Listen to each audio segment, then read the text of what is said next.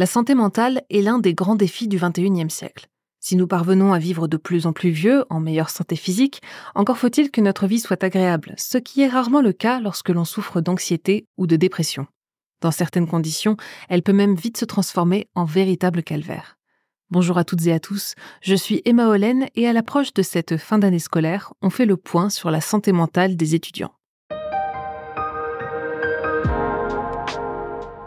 Dans une étude de 2018, parue dans le journal Nature, des chercheurs et des chercheuses américains ont fait état d'un constat alarmant.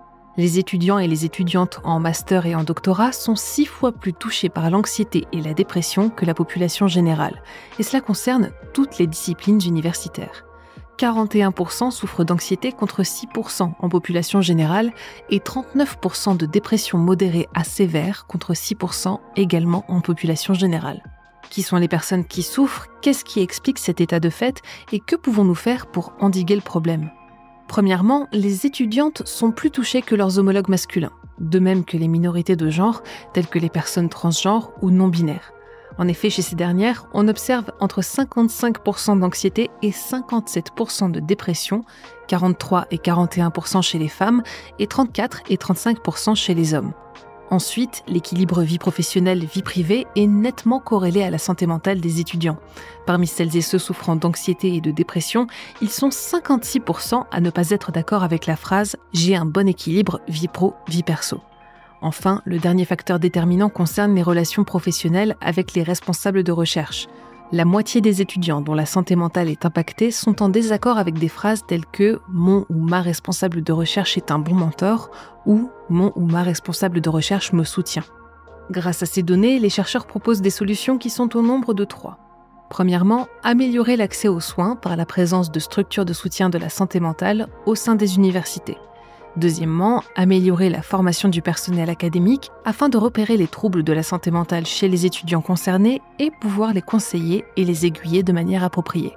Troisièmement, ils appellent à un changement dans la culture académique pour que les troubles de la santé mentale ne soient plus stigmatisés, ce qui pousse les étudiants à faire comme si tout allait bien pour ne pas être ou se sentir dévalorisés. Ils invitent également à ce que les comportements permettant d'avoir un meilleur équilibre de vie, comme partir plus tôt du laboratoire, ne soient plus considérés comme anormaux ou mal vus. À un niveau plus systémique, ils souhaitent engager une réflexion sur le modèle de production scientifique actuel, qui pousse à augmenter toujours plus la production et la publication, et qui occasionne un stress colossal sur la plupart des acteurs et actrices du monde de la recherche. Pour finir, rappelons brièvement que les étudiants diplômés font partie d'une catégorie encore plus large, de plus en plus touchée par les troubles de la santé mentale et par les pensées suicidaires, celle des jeunes de 18 à 24 ans. Un rapport de Santé publique France avait alerté en début d'année 2024 sur ce phénomène qui prend de l'ampleur depuis le début du siècle et qui s'est amplifié depuis la pandémie de Covid-19. Selon ce même rapport, la France est l'un des pays européens où l'on se suicide le plus.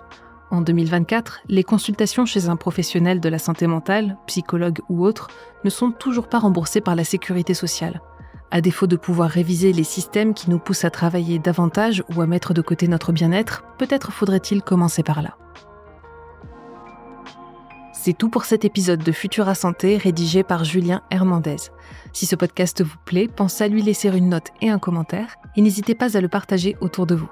Cette semaine, je vous recommande notre dernier épisode de Futura Innovation, dans lequel je vous parle du reconditionnement, une tendance de plus en plus répandue qui consiste à acheter du comme neuf pour le prix de la seconde main. Pour le reste, je vous souhaite une excellente journée ou une très bonne soirée. Prenez soin de vous et je vous dis à la prochaine dans Futura Santé.